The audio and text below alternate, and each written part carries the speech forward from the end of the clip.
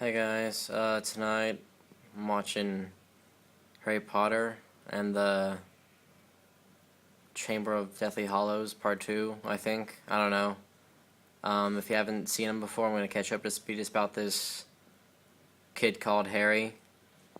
I'm guessing he's a Potter and basically he does magic and stuff. There's also this bad guy called Lord Voldemort, and well, they don't really like each other that much. I think like Voldemort stole his bus pass or something, but I don't know. There's other films before this one, so if you haven't seen them, there's kind of a lot to catch up on. But basically, he just goes around doing stuff, and it's kind of ironic because he's in school, but he doesn't actually learn anything. It's pretty much all just trying not to get killed. I've noticed. Oh, and he has glasses. If that's kind of a turn off for you in movies. I know I didn't like him at first because he had glasses. But then I got glasses, so I was like, you know what, maybe I should give him a chance. Oh, this is a flashback, kind of like in Lost, only there isn't Hurley or anything. Well, I wish there was, having Hurley and Harry Potter be like, yo man, we gotta destroy the Deathly Hallows, dude, it's totally not lame.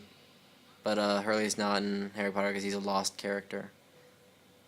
I think that's supposed to be his aunt or something, and this is Alan Rickman as a kid. I don't know how they managed to make him young again, but that was pretty good special effects. Like, how do you de-age someone? Well, they did it, and there he is. It's like, okay, Alan Rickman, time to make you 10 years old again. Okay, and then they make him an adult when the scene's over. I don't know.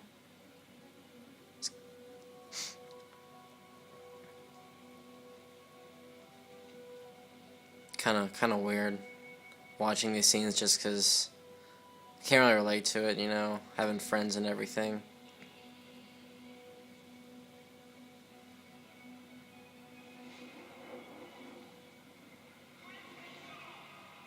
That's a talking hat, by the way. There's a lot of talking stuff in the Harry Potter world.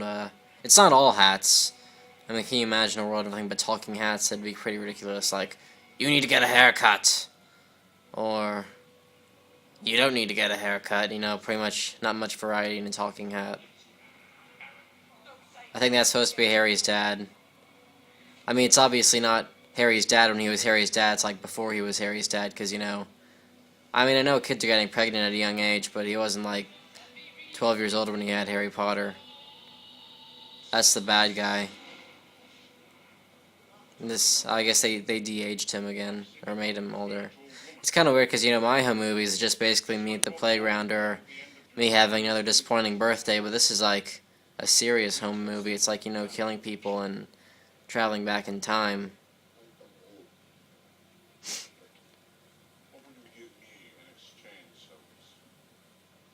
And the old guy's his teacher, Albus Dumbledore. I mean, I think he taught biology or something. I was never really good at biology, Don't really care about what's going on inside of me or anything else. That's Harry Potter as a kid, as a baby. Obviously, he's not a baby during the whole movie because that'd be kind of boring watching a baby do magic. Unless it was like Rugrats. I like Rugrats. So if they could basically get a mix of Harry Potter and Rugrats, that'd be okay, but they don't do that. They make Harry like a teenager, so that's what it's mostly about, if you haven't seen it already. That's Dumbledore again. I like his beard tie, whatever it is. I think my favorite Dumbledore moment is when he's talking to Pippin and Mary, and he's like, "Fool of a Took," or something like that. They're fighting the cave troll, and that's my favorite Dumbledore moment.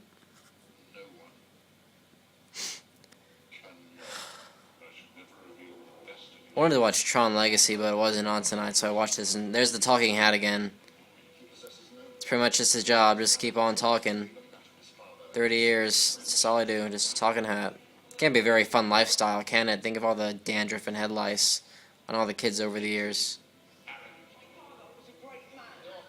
Oh yeah, and spoiler alert though, this guy Snape kind of wanted to bone Harry's mom. Wasn't very subtle about it, you find out. Oh, and that's Dumbledore's hand. I think he got it that way when he put it in a toaster or something. I know I did that once. Piece of bread fell down there. Like, like when you put bread in a toaster, and you don't get it right when it pops out, so it just kind of sits there, and you get like, oh, how do I get this? So I tried to reach my hand down once, and that just burned it. So I'm assuming Dumbledore did the same thing.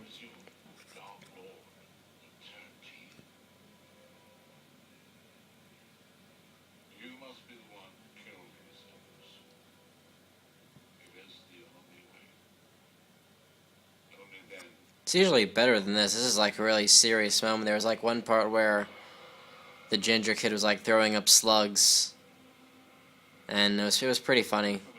Oh yeah, Dumbledore just died. In case you didn't see that. Anyway, back to the slugs. Uh, Hold on. This is a boring scene. I'm gonna skip ahead just for your viewing pleasure.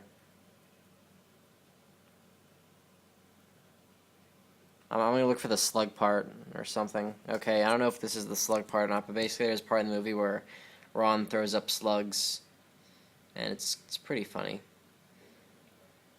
It's like every time I watch that, I make a joke that, oh, it must be my mother-in-law cooking again, because it's implying that my mother-in-law is a bad cook, vomiting slugs up.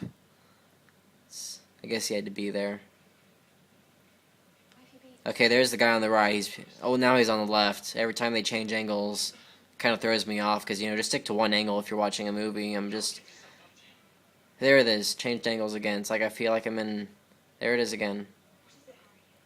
It's like, make up your mind, which angle do you want to go for. I'm not even gonna point it out anymore just because it's so ridiculous.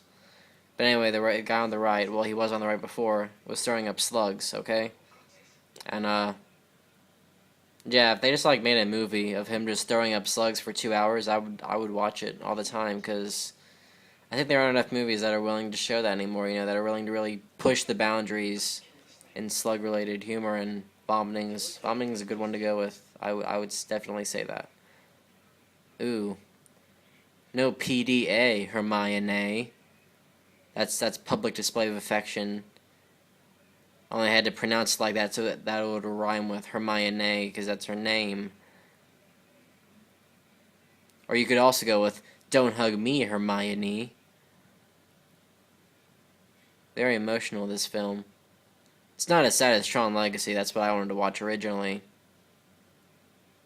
fact, I'm going to do that. I'm going to watch Tron Legacy instead.